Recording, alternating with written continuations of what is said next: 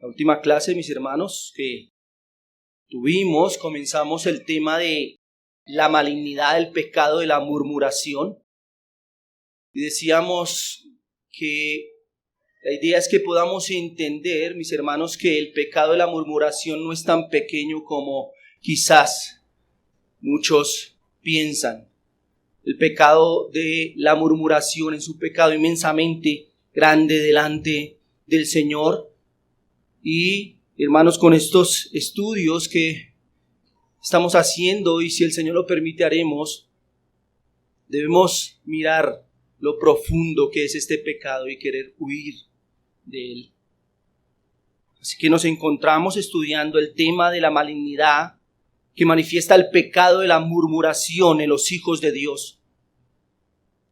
Las personas que tienen por costumbre quejarse de todo, que viven cansadas y amargadas, que solo hablan de sus problemas y de lo dura que es su vida, se hacen odiosas a sus semejantes. ¿No es así? Qué aburrido es tener a alguien que esté al lado de uno quejándose de todo. Es que mire mi vida, es que me pasa esto, me pasa lo otro. Sin embargo, las personas que se quejan delante de Dios magnifican este mal. Quiero decir, quejarse con otros es desagradable, pero gimotear delante de Dios es profundamente perverso, y eso es lo que estamos viendo. Estamos mostrando los vicios y defectos que la queja ante Dios tiene, y los estamos viendo, hermanos, para que usted anhele verse librado de este mal. No es un pecado pequeño.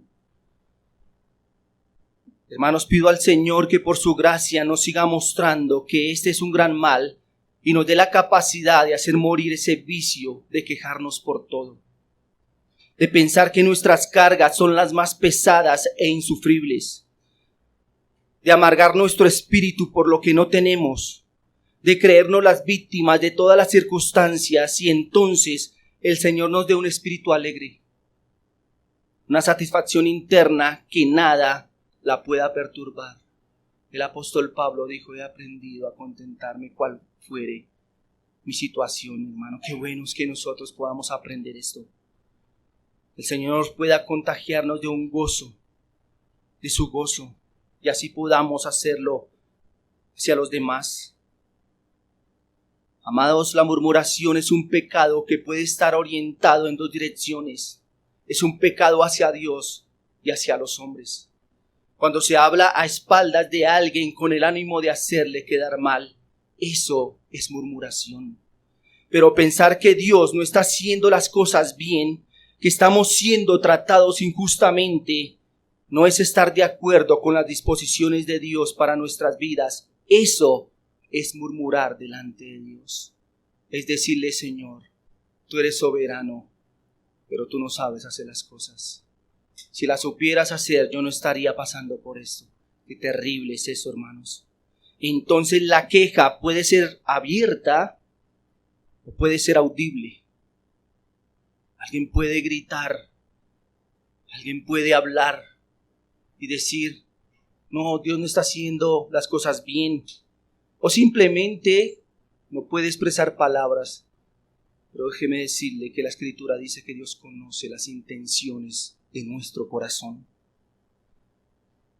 Éxodo 16:7 dice: y a la mañana veréis la gloria de Jehová, porque Él ha oído vuestras murmuraciones contra Jehová, porque nosotros, ¿qué somos para que vosotros murmuréis contra nosotros?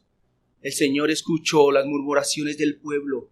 Dios había sacado un pueblo de la esclavitud. Y este pueblo comenzó a quejarse. Y Él escuchó sus murmuraciones. Pero, como les dije, hermanos, hay un pecado, o el pecado de la murmuración puede estar en lo profundo de nuestro corazón. Así las palabras no salgan de nuestra boca. Marcos 2, 7, 8 dice: ¿por qué habla este así? Blasfemias dice: ¿quién puede perdonar pecados sino solo Dios? Y conociendo luego Jesús en su espíritu que cavilaban de esta manera, dentro de sí mismo les dijo: ¿por qué caviláis así en vuestros corazones? Dios conoce el corazón, hermanos. Dios conoce cuando estamos descontentos en nuestro corazón, así nuestras palabras no lo digan. Eso es pecado delante de Dios, eso es murmuración.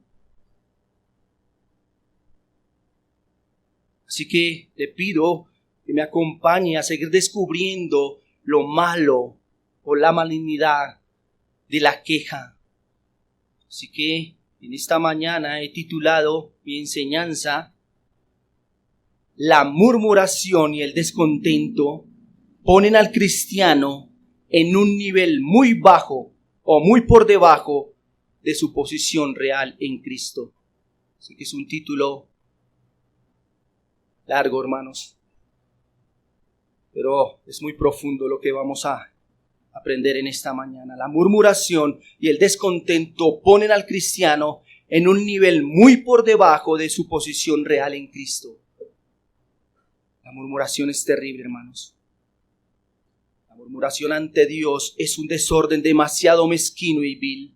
Los cristianos no pueden darle lugar sin que éste se rebaje y se coloque voluntariamente en una posición muy baja, degradándose como un hijo de Dios. Ahora bien, este pecado desvaloriza a un cristiano en muchos aspectos. Vamos a ir mirando en qué aspectos, no solamente hoy, sino el Señor lo permite, vamos a ir mirando en qué aspectos, hermanos, la murmuración nos pone muy por debajo de lo que somos nosotros en Cristo. Así que vamos a ver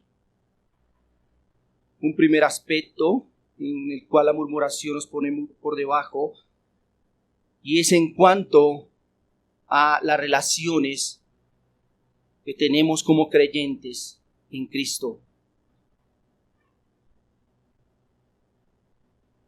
Hablemos entonces, mis hermanos, de las relaciones que nosotros tenemos con Dios. Debemos decir que somos hijos de Dios. Los creyentes somos hijos de Dios, y quiero que entienda esto. Somos hijos de Dios. Hemos sido hechos hijos de Dios. Romanos capítulo 8, versículo 14 nos dice: porque todos son hijos de Dios. Ponga atención a la palabra de Dios. No ponga atención allí, hermanos, tranquilo. Preocúpese por mirar la palabra. La palabra de Dios dice eso. Porque todos los que son guiados por el Espíritu de Dios, estos son hijos de Dios. Muchos dicen: es que todos somos hijos de Dios. Todos los hombres son hijos de Dios. La Escritura claramente dice que los que son guiados por el Espíritu, esos son hijos de Dios. Juan 1:12 dice: mas a todos los que le recibieron, a los que creen en su nombre, les dio potestad de ser hechos hijos de Dios. Si usted ha creído en Cristo, hermano, si usted vive bajo el Espíritu de Dios, bajo la guía de Él, usted es un hijo de Dios. No hay duda entonces que somos sus hijos. Somos hijos del soberano del cielo y de la tierra. Somos hijos del Rey de Reyes, sí. Yo sé que muchos malinterpretan esto que estoy diciendo, pero la Escritura dice que nosotros somos hijos del Rey. Él es el soberano, Él es el dueño absolutamente de todo, y quiero que piensen esto. Esto no es liviano lo que le estoy diciendo. Si usted es un hijo de Dios y Dios es su Padre, mire quién es su Padre. El soberano, el Rey. Debemos preguntarnos entonces, ¿qué cosas le pueden faltar a los hijos del soberano? ¿Qué cosas le pueden faltar? ¿Existe algo bueno para que nuestra alma se queje todo el tiempo por no tener algo? Somos hijos del Rey de Reyes, somos hijos de Dios. ¿Esto no le trae consuelo a su vida? que entonces murmuramos delante de Dios. Porque cuando hay una dificultad decimos, Dios, tú no sabes gobernar. Si Él es Dios, Él es el soberano y yo soy su hijo. Un hijo de Dios que se enoja, se perturba y se angustia por cada pequeña aflicción, se está comportando como un no hijo, sino como un enemigo de Dios. Pero saben, hermanos, la Escritura dice que aún a sus enemigos Él sustenta. Él hace llover sobre buenos y malos. Él hace salir su sol sobre injustos y justos. ¿Cuánto más lo hará con sus hijos? Es indigno que el Hijo del Rey del universo deshonre a su Padre quejándose como si Él no fuera lo suficientemente sabio. Para Dios es una deshonra que nosotros nos quejemos. Porque Él es el dueño. Lo rebajamos a Él de donde Él está. Por supuesto, nosotros somos los perjudicados. No porque nosotros nos quejemos, entonces Dios va a dejar de ser Dios. Pero hermano, nos rebaja. Tenemos una posición en el Señor. Somos hijos de Dios. Y la murmuración hace que nos comportemos no como hijos de Dios, sino como sus enemigos.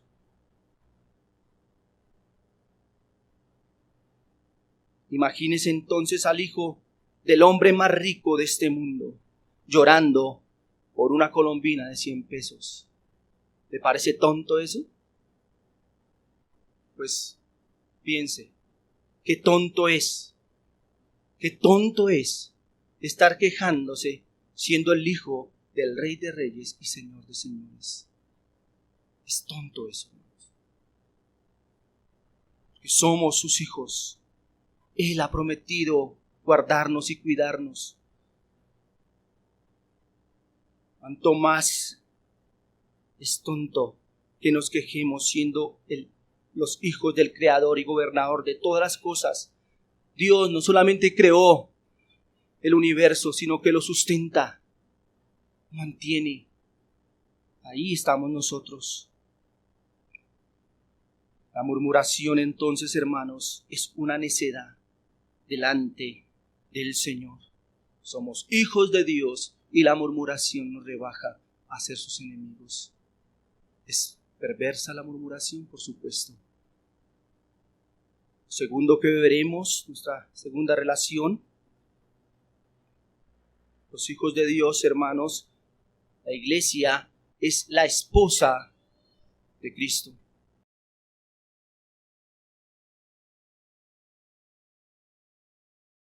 La iglesia, hermanos, es la esposa de Cristo. Apocalipsis 19, 7 al 9 nos dice: gocémonos y alegrémonos y démosle gloria, porque han llegado las bodas del Cordero y su esposa se ha preparado.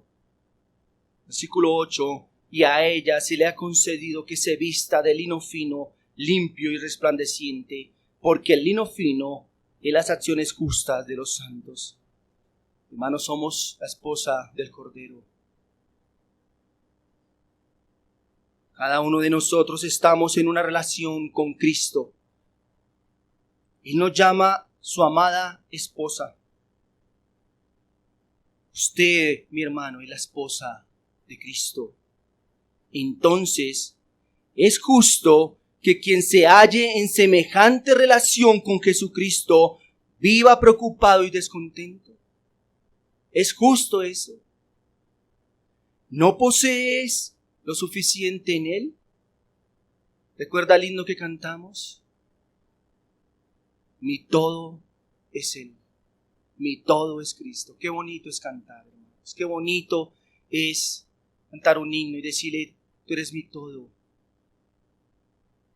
Pero qué terrible es murmurar sabiendo que Él es el esposo maravilloso y grandioso de la iglesia. ¿Acaso no nos dice Cristo, o no nos puede decir Cristo como Elcana le dijo a Ana: ¿no soy yo mejor para ti que 10 hijos? ¿No soy yo mejor para ti que todas las riquezas de este mundo? Mi todo es Cristo cantamos. ¿Acaso no te dice Cristo, no soy mejor para ti que muchas comodidades en este mundo? Preguntamos, hermanos, ¿no nos ha dado Dios a su Hijo? ¿Cómo no nos dará con Él todas las cosas? Todas las cosas nos las da. Nos dio a Cristo, pero nos da todo lo que necesitamos. ¿Ha sido el amor de Dios hacia vosotros inmenso como para otorgarles a Cristo para su sustento y protección? Por supuesto que sí. Dios nos ha dado a Cristo. Entonces, ¿por qué están descontentos y por qué murmuran ante Dios? Amado, la redención es una historia de amor. El pacto es un voto matrimonial. El creyente que se queja y murmura de su esposo es infiel e ingrato. Consideren por unos momentos las implicaciones de tener a Cristo como esposo. Si Cristo es el esposo de su iglesia, todas sus riquezas le pertenecen. Yo trabajo fuerte en mi casa, mi esposa también. Hemos adquirido algunos bienes, pero si Jair se va de este mundo, o aún estando aquí, ¿eso es solamente mío? No, eso le pertenece a ella. La relación que tenemos con Cristo, somos su esposa, por tanto lo de Él nos pertenece. Piense en eso, mi hermano. Aunque existen maridos malos, escúcheme bien, aunque existen maridos malos que no cuidan ni sustentan a sus esposas, no es Cristo este tipo. Cristo no es así. Cristo sustenta su iglesia, su esposa. Aunque muchas mujeres demandan de sus esposos el cuidado y la mantención, Cristo no es como los esposos del mundo. No es un hombre. Por el contrario, Él es el estándar del amor matrimonial. La Biblia coloca el amor de Cristo por su iglesia como el ejemplo para que nosotros los esposos amemos a nuestras esposas. Entonces su amor es el más grande. Él se ha comprometido a cuidar y sustentar a su amada esposa. No le faltará nada porque estamos en las mejores manos. Efesios capítulo 5, versículo 28 y 29 dice: así también los maridos deben amar a sus mujeres como a sus mismos cuerpos. El que ama a su mujer, a sí mismo se ama, porque nadie aborreció jamás a su propia carne, sino que la sustenta y la cuida como Cristo a la iglesia. La sustenta y la cuida como Cristo a la iglesia, hermanos. Cristo sustenta a la iglesia. Cuando murmuramos del Señor, ¿sabe qué hacemos? Rebajamos al mejor esposo que hay a la categoría de un esposo mundano, de un esposo que no sustenta, de un esposo que no cuida. Y Cristo no es así. Él cuida a su iglesia, Él te sustenta a ti. Cuando los creyentes se quejan, afrentan a su amado. Es como si le reclamaran por falta de amor y cuidado. Es como si Él se hubiese olvidado de su pacto. Ay, mi hermano, tú y yo nos olvidamos tan fácil de eso. Pero Él nunca lo hará. Ciertamente Jesucristo nunca negará la mantención o la manutención a su amada. ¿No es una deshonra para un marido poseer una esposa quejumbrosa?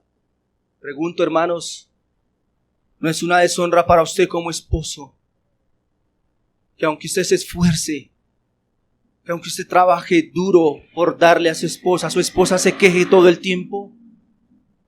Es una deshonra para nosotros, cuanto más para el Señor, quejarnos cuando Él no es como nosotros. Cuando un creyente murmura, coloca a Cristo en la misma posición de un esposo descuidado. Esto, mis hermanos, es maligno en gran manera, porque si hay algo a lo que Cristo se comprometió y usted lo leyó, fue a trabajar en su esposa. La Escritura dice que Él murió por la iglesia para santificarla y presentarla sin mancha. Él la sustenta y la cuida. Él ha ganado su corazón con el poder de su resurrección. Él ha obtenido su corazón por medio de todos sus dones de amor a su alma. Él le preservará mediante su obra como sumo sacerdote tras el velo. Y usted, mi hermano, tiene su promesa de que Él lo recibirá a sí mismo, para que donde Él está, usted también esté con Él por toda la eternidad. Juan 14:3. Allí leemos, hermanos, el Señor ha ido a preparar moradas para nosotros y estaremos con Él donde Él está. Él nos cuida. En vista de todo esto, preguntamos, ¿cómo puede pecar o cómo podemos pecar delante de tanto amor, quejándonos y murmurando por no tener algo tan pequeño? ¿Qué es las cosas de este mundo delante de Cristo? ¿Qué es, mi hermano? ¿Qué es su necesidad delante de un Dios que cuida y sustenta su iglesia? Nuestra posición hoy en Cristo, entonces, es que somos su esposa amada. Somos hijos de Dios, pero somos la esposa de Cristo. Hablemos entonces de la relación que tenemos en Cristo. Y es que somos del cuerpo de Cristo. La iglesia es del cuerpo de Cristo. Usted, mi hermano, es hueso de su hueso y carne de su carne. La Escritura nos enseña que Él es la cabeza y la iglesia el cuerpo. Poseer un miembro de Jesucristo en una condición de descontento es excesivamente indigno. Preste atención a lo que dice 1 Corintios capítulo 12, versículos 12 y 13. Porque así como el cuerpo es uno y tiene muchos miembros, pero todos los miembros del cuerpo, siendo muchos, son un solo cuerpo, así también Cristo, por un solo espíritu, o porque por un solo espíritu fuimos todos bautizados en un cuerpo, sean judíos o griegos, sean esclavos o libres, y a todos se nos dio beber de un mismo espíritu. Sencillamente entonces esto nos declara que nosotros, los que somos salvos, hemos sido bautizados o sumergidos en un cuerpo, y que ese cuerpo es Cristo. De esta manera vemos la realidad de nuestra unión con Cristo. Somos del cuerpo de Cristo. ¿Cómo se puede ser miembro de un cuerpo? Estar unidos a la cabeza, reconocer que Él es la cabeza y murmurar por sus directrices y preceptos. ¿Cómo, estando dentro del cuerpo de Cristo, reconocer que Él es la cabeza y Él, siendo cabeza, Él dirige? ¿Cómo podemos murmurar? Eso es decirle, cabeza, tú no sabes dirigir. Cabeza, te equivocaste. Si Jesucristo es nuestro jefe, nuestro gobernante, es quien dirige nuestras vidas, si es nuestro amado, si es el motivo de nuestra adoración, ¿cómo podemos entonces hablar en contra de Él? Hablar en contra de los designios de Dios es declararnos opositores de nuestro gobernador. Mire lo terrible que es esto. Cuando nos quejamos, siendo del cuerpo de Cristo, diciéndole, cabeza, tú no sabes dirigir, nos estamos yendo en contra de su gobierno. Te pregunto en esta mañana, hermano, ¿acaso quieres gobernarte a ti mismo? ¿Tú sí sabes cómo dirigir tu vida? ¿De verdad tú sabes cómo hacer? No, esta enfermedad, yo no, esto no. Esta escasez, no. ¿Tú sabes cómo hacerlo? Job 38:4 le dice el Señor a Job: ¿dónde estabas tú cuando yo fundaba la tierra? Házmelo saber si tienes inteligencia. Házmelo saber. ¿Realmente tú lo sabes? ¿Tú sabes lo que te conviene? ¿Tú sabes lo que necesitas? Pues eso hacemos cuando nos quejamos del cuerpo. Él es la cabeza. Él dirige. Él sabe lo que tú y yo necesitamos. ¿Por qué entonces nos quejamos? La murmuración y la queja afectan muchas relaciones, hermanos. Y aunque no tengo tiempo para describirles, quiero decirle que el creyente tiene otras relaciones en Cristo. Somos hermanos de Cristo. Él es nuestro hermano mayor. Romanos 8:29, porque a los que antes conoció, también los predestinó para que fuesen hechos conforme a la imagen de su Hijo, para que Él sea el primogénito entre muchos hermanos. Hay muchas relaciones que nosotros como hijos de Dios tenemos. Y qué terrible, hermanos, es que degrademos lo que somos en Cristo por murmurar. El creyente, hermanos, es templo del Espíritu Santo. Él es su consolador. Él es quien fortalece al creyente con los consuelos del Padre y del Hijo. 1 Corintios 3:16. ¿No sabéis que sois templo de Dios y que el Espíritu de Dios mora en vosotros? Si alguno destruyera el templo de Dios, Dios le destruirá a él, porque el templo de Dios, el cual sois vosotros, santo es. Somos el templo del Espíritu de Dios. Allí está el Espíritu Santo en nosotros. Nunca le permitiríamos escuchar nuestras murmuraciones, quizás al hermano, pero al Espíritu de Dios que está en nosotros, sí. Terribles somos. Así que, hermanos, qué bajo es el espíritu de la murmuración de un cristiano, especialmente cuando consideramos las relaciones en las cuales nos encontramos con Cristo. Segundo punto, un segundo aspecto, hermanos, en los cuales la malignidad o la murmuración nos rebaja en nuestras posiciones en cuanto a la dignidad que tenemos en el Señor. Espero no estar haciéndolos confundir. Cuando hablamos de dignidad, nos estamos refiriendo a la estima con la que hemos sido tratados por Dios. Y yo quiero que podamos entender algo. Cuando nosotros decimos, es que le voy a dar este regalo porque es que usted es digno de él. Yo le voy a dar esto porque usted se lo merece, usted es digno de él. Hermanos, en el caso de nosotros, tenemos una dignidad no porque la merezcamos, no porque hayamos hecho méritos para hacerlo.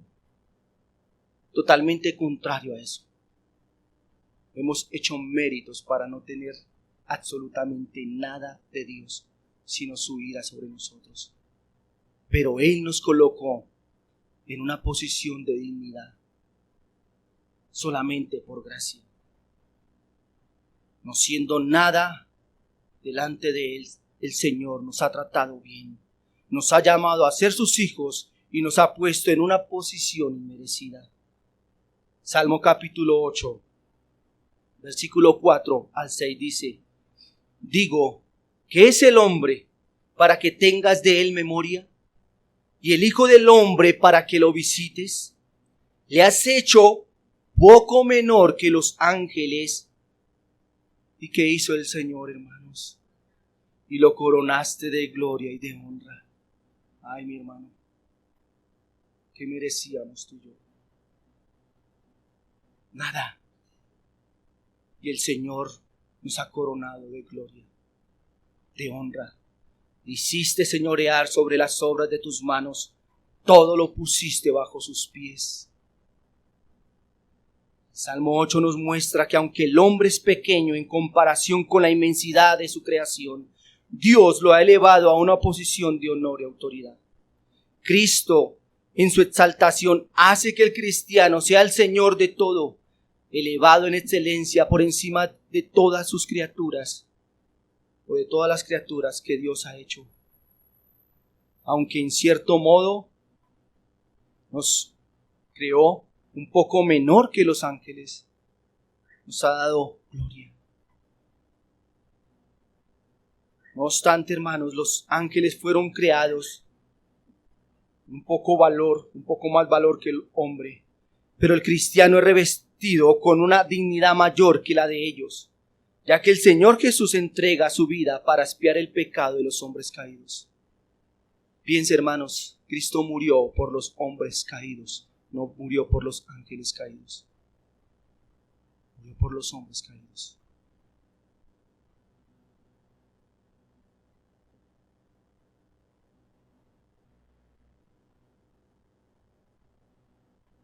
El cristiano es revestido con una dignidad mayor que la de ellos. El Señor entrega su vida para expiar el pecado de los hombres, no para redimir a los ángeles que pecaron. También se dice que los ángeles están al servicio de los creyentes, Hebreos 1:14. ¿No son todos espíritus ministradores, enviados para servir a favor de los que serán herederos de la salvación? No sabemos de qué manera los ángeles sirven a los creyentes, pero la Escritura dice que ellos están al servicio de los herederos de la salvación. Hermanos, queda claro que el cristiano más pobre que vive en este mundo es elevado a una posición por encima de todas las criaturas del mundo. Por otra parte, el Señor nos ha hecho reyes y sacerdotes.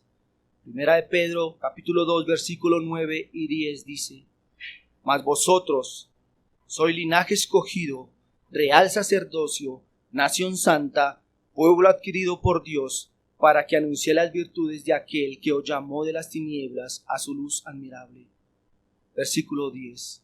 Vosotros, que en otro tiempo no erais pueblo, pero ahora sois pueblo de Dios, que en otro tiempo no habíais alcanzado misericordia, pero ahora habéis alcanzado misericordia.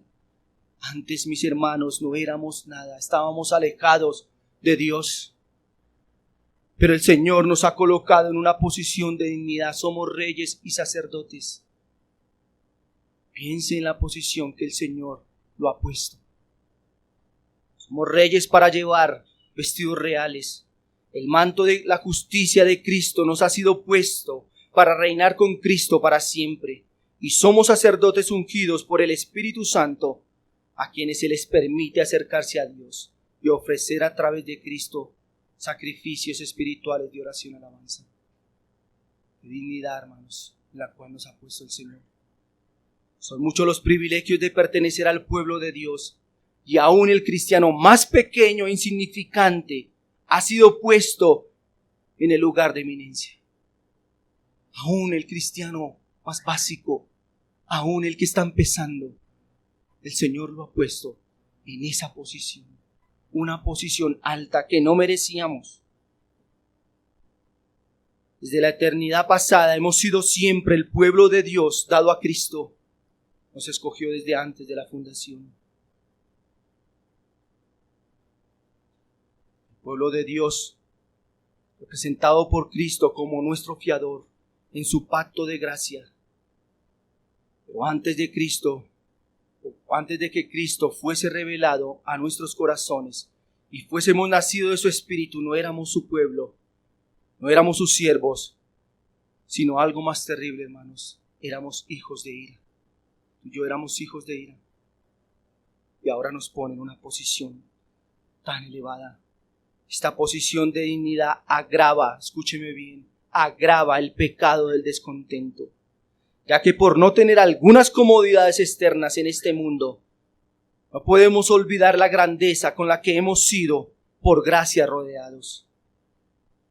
Es en sumo indecoroso que el creyente que ha sido puesto en semejante posición de libertad se haga esclavo voluntario de las aflicciones. Muchos creyentes viven esclavizados por sus dolores y carencias. Estas los pisotean. Satanás las usa para mantenerlos subyugados y para llevarles a pecar, hablando en contra de aquel que solamente les ha hecho bien. Mire lo terrible que es el pecado de la murmuración. Él nos ha puesto en semejante posición. Él lo ha hecho ser rey, sacerdote. Nos sacó del infierno, lo puso como su hijo, y sin embargo nos quejamos del único que nos hace bien, el único que nos hace verdadero bien. Qué malo es esto, hermanos, ¿no creen? Veamos un tercer aspecto en cuanto que la murmuración nos pone por debajo de nuestra posición en Cristo. Es que la murmuración nos pone por debajo del espíritu que debe tener un cristiano o del espíritu de un cristiano. Ya voy a ir sobre ello para que lo entiendan, hermano. Debemos decir que el espíritu de todo cristiano debe ser como el espíritu de su Padre. Efesios capítulo 5, versículo 1 nos dice: sed pues imitadores de Dios como hijos amados. Sed pues imitadores de Dios como hijos amados. Hemos sido llamados a ser sus hijos. Por tanto, debemos cuidar de reflejar su carácter. Todo padre ama ver su carácter reflejado en su hijo. Mi hermano, yo quiero que cuando hablen de mi hijo y digan: ese muchacho sí es igualitico a Yair, no lo digan solamente por el físico, ¿saben? No. Yo quiero que digan: ese muchacho es igual. Ama a Dios como su papá lo hace. Sirve a Dios como su papá lo hace. Qué bueno es que él pueda seguir las pisadas de su papá.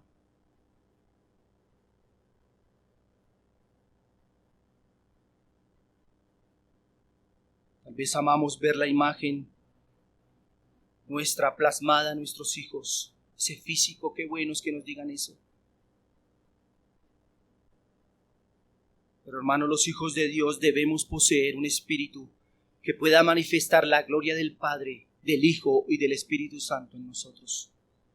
El espíritu de un cristiano debe ser parecido al espíritu de Cristo. Él manifestó su espíritu de león al pasar por todas las aflicciones y problemas. Soportó con valentía, sin murmurar. Cuando llegó a beber ese amargo cáliz, rogó en verdad a Dios que si era posible pasara de él esa copa. Pero inmediatamente exclamó: no se haga mi voluntad sino la tuya. Aunque su copa era la más espantosa que jamás se bebió desde el principio del mundo, no se compara esa copa, hermano, con ninguna la que tú y yo podamos beber. No, nunca. Él estuvo dispuesto a beberla con valor. Usted no ve al Señor lloriqueando y diciendo: me tocó. Él le dijo al Padre: pásala, pero que no se haga mi voluntad sino la tuya. Y fue allí con valor a morir, que allí iba a redimir a su iglesia. Ahora bien, un espíritu que murmura es un espíritu vil, abatido y martirizado, contrario al espíritu que debe tener un creyente. Pablo exhorta a los corintios y les dice lo siguiente, 1 Corintios 16:13: velad, estad firmes en la fe, portaos varonilmente y esforzaos. Compórtese varonilmente. Esto es contrario a portarse como un niño, hermanos. Cuando Pablo le dice compórtese varonilmente, no está diciendo no se comporte como las mujeres, no. Está diciendo compórtese como un hombre, no como un niño, no como aquel niño que lloriquea por todo. Los cristianos deberían poseer un espíritu similar al de su Señor Jesucristo, no como el que manifiesta algunos creyentes que lloran constantemente por cualquier situación que les acontece. Nunca están satisfechos con nada, siempre les falta algo, les duele aquí, les duele allá. Estarían mejor si esto o lo otro cambian. Esto, mis hermanos, es un espíritu quejumbroso, murmurador, y es totalmente contrario al espíritu que debe tener un creyente. Debemos imitar a Cristo, debemos imitar al Señor. Él tuvo que pasar momentos difíciles en esta tierra, pero nunca murmuró contra su Padre. Nunca lo hizo. Y pasó momentos más difíciles de los que usted y yo podemos pasar. Y la Biblia dice que debemos asemejarnos a Él, al carácter de Él. Así que no lloremos por todo.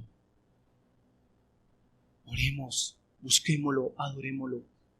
No nos quejemos. Veamos un último punto.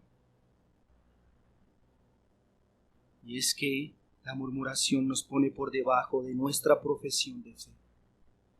Está muy por debajo de la profesión de fe de un cristiano. La profesión de un cristiano, ¿qué es esto? Preguntamos. Profesar algo es declarar algo abiertamente. Cuando usamos la expresión profesión de fe, normalmente nos referimos a la declaración pública que se hace o que hace una persona sobre su intención de seguir a Jesucristo como Señor y Salvador. Aunque usted no pase toda su vida gritando, yo soy un creyente, creo en Cristo, quiero amar a mi Salvador.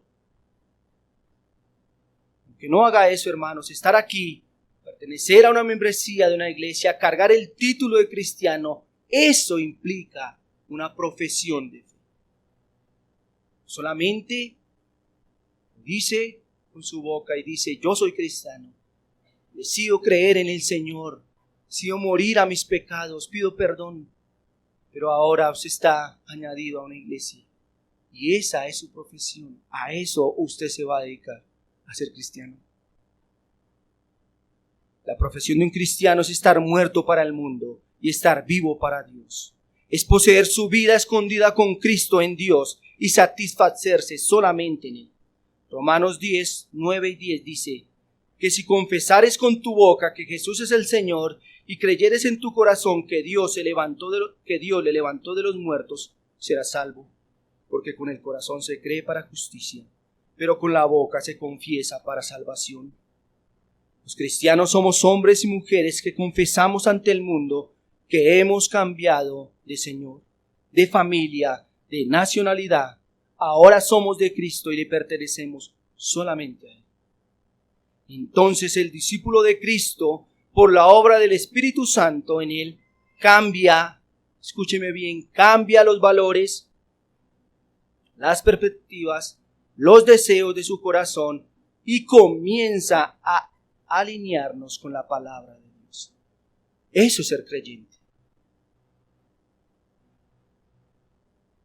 Profesamos al Señor Jesús en todo lo que hacemos y buscamos glorificar solamente al Señor. 1 Corintios 10:31. Todo lo hacemos para Él. La forma en que llevamos nuestras vidas es una profesión de fe mucho más segura que las simples palabras.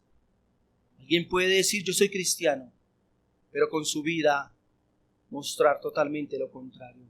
Mucho cuidado con esto.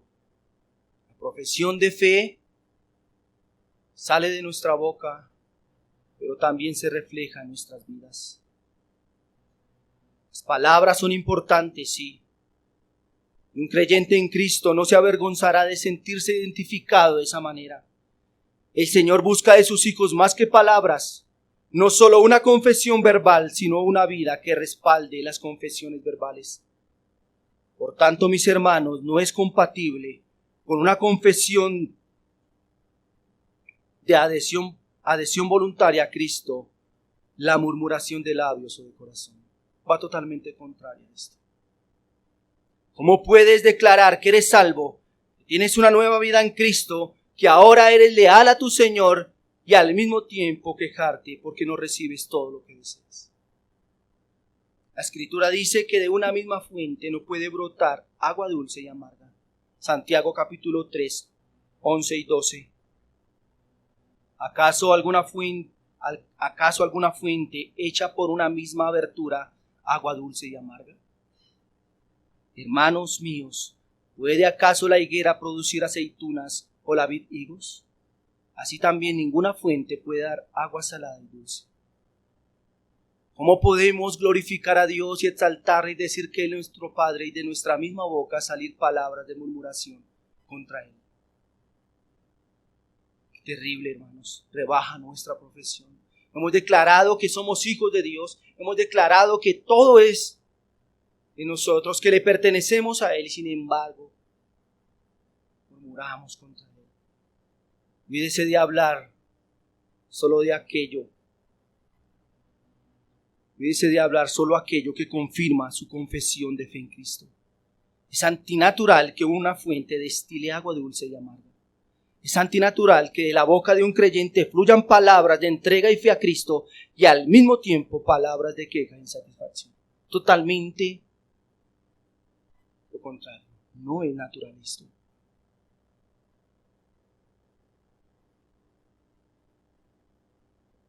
No mucho más que decir, hermanos, pero me alcanzó el tiempo.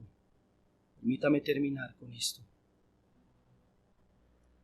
Cuídense, hermanos, de este pecado, porque como todos los males del alma, este se resiste a ser mortificado y se camufla con sigilo.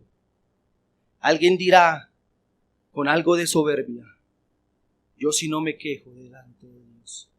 Jamás se me ha pasado en la mente quejarme de Dios. Sin embargo, quiero que advierta que cuando nos quejamos de nuestras providencias, nos estamos quejando de Dios.